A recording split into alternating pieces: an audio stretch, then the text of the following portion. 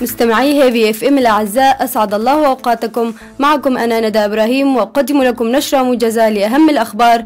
نبداها بالعناوين.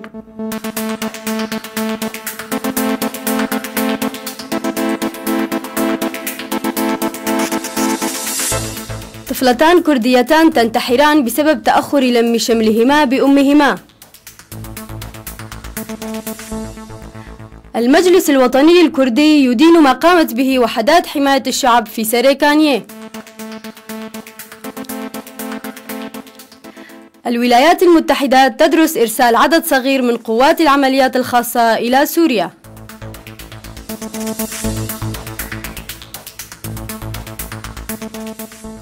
مرحبا بكم أعزائي المستمعين، والآن إلى التفاصيل.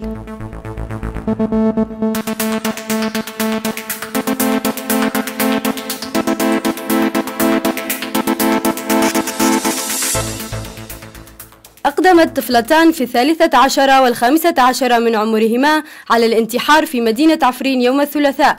عملية الانتحار تمت بشرب السم كما أفادت الوالدة لوسائل الإعلام. انتحار الطفلتين جاء بسبب تأخر ملف لم شملهما مع والدتهما الموجودة في الدنمارك لمدة تجاوزت السنة.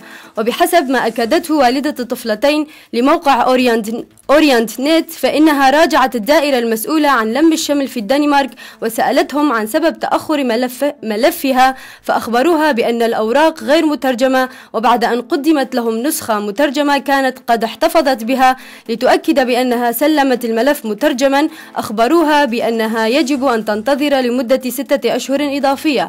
وتضيف الأم بأن السبب المباشر للحادثة كان إخبارها لابنتيها بأن لم الشمل سيتأخر ل6 أشهر إضافية.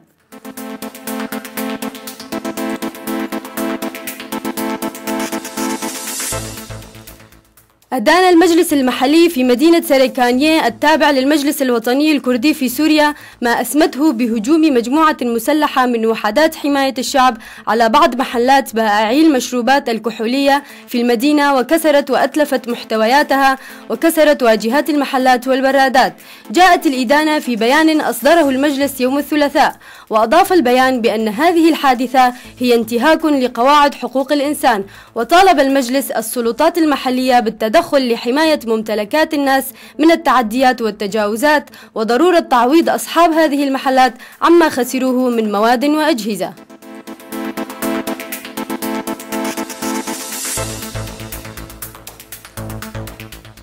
انتحر أحد العسكريين الروس الذين يخدمون حاليا داخل قاعدة حميميم الجوية في ريف اللاذقية بسوريا يوم الثلاثاء.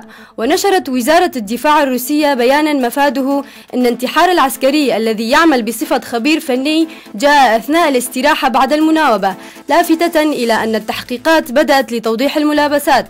وكانت جريدة السفير اللبنانية نقلت عن مصدر عسكري في دمشق وصفته بالرفيع أن 3 جنود روس قتلوا على الأقل، وأصيب آخرون في ريف اللاذقية في 20 من تشرين الأول الجاري.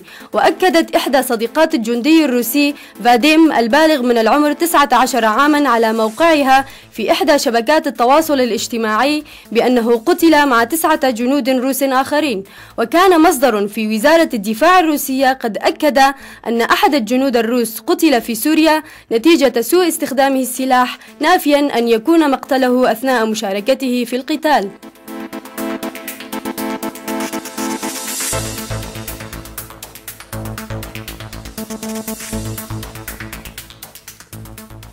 يسعى ناشطون كرد إيزيديون برعاية حكومة إقليم كردستان إلى تعريف الإبادة الجماعية التي تعرض لها قضاء سنجار في المحكمة الجنائية الدولية.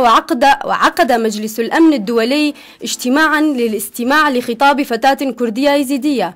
وقالت الناشطة الكردية الإيزيدية باري إبراهيم إن أعضاء مجلس الأمن الدولي لم يقطعوا أي تعهد لنا بمساعدتنا، لكنني وفي خطابي الذي قدمته أمام المجلس أدنت بوضوح فشل مجلس الأمن وعدم بذله أي جهود للحيلولة دون وقوع الإبادة الجماعية بحق الكرد اليزيديين في سنجار.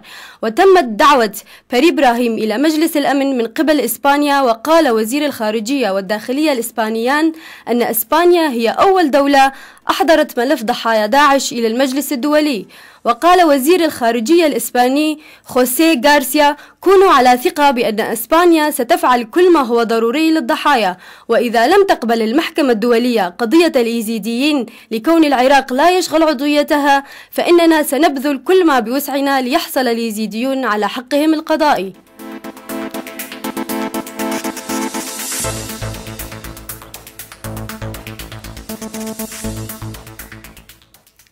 أعلن مدير الاستخبارات الفرنسي برنار الثلاثاء في واشنطن خلال مؤتمر حول الاستخبارات أن الشرق الأوسط الذي نعرفه انتهى إلى غير رجعة، مؤكدا أن دولا مثل العراق أو سوريا لن تستعيد أبدا حدودها السابقة. وقال برنار مدير الإدارة العامة للأمن الخارجي DGSA في المؤتمر الذي شارك فيه أيضا مدير وكالة الاستخبارات الأمريكية CIA جون برينيان أن الشرق الأوسط الذي نعرفه انتهى وأوشك بأن يعود مجددا. وأضاف: نحن نرى أن سوريا مقسمة على الأرض، النظام لا يسيطر إلا على جزء صغير في البلد، ثلث البلد الذي تأسس بعد الحرب العالمية الثانية، الشمال يسيطر عليه الأكراد، ولدينا هذه المنطقة في الوسط التي يسيطر عليها داعش.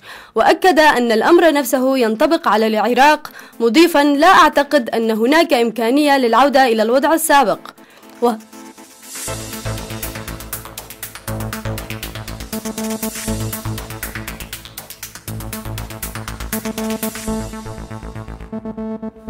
وأعرب باجوليه عن ثقته بأن المنطقة ستستقر مجددا في المستقبل، ولكن وفق أي خطوط في الوقت الراهن لست أعلم، ولكن في مطلق الأحوال ستكون مختلفة عن تلك التي رسمت بعد الحرب العالمية الثانية. بدوره أبدى مدير CIA جون برينيان وجهة نظر قريبة من وجهة نظر نظيره الفرنسي. وقال برينيان: عندما أنظر إلى الدمار في سوريا وليبيا والعراق واليمن يصعب علي أن أتخيل وجود حكومة مركزية في هذه الدول قادرة على ممارسة سيطرة أو سلطة على هذه الحدود التي رسمت بعد الحرب العالمية الثانية.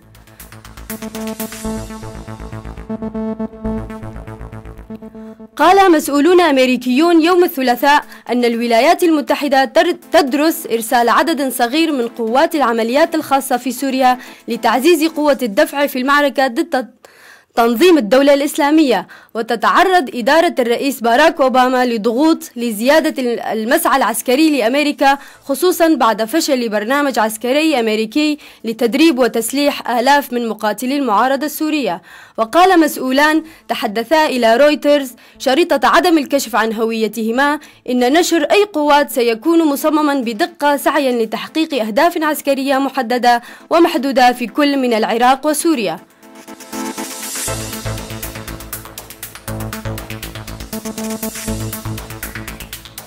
حيث قال أحدهما أن ذلك الخيار يتضمن نشر بعض قوات العمليات الخاصة الأمريكية بشكل مؤقت داخل سوريا لتقديم المشورة لمقاتلي المعارضة السورية المعتدلة للمرة الأولى، وربما المساعدة في استدعاء ضربات جوية أمريكية.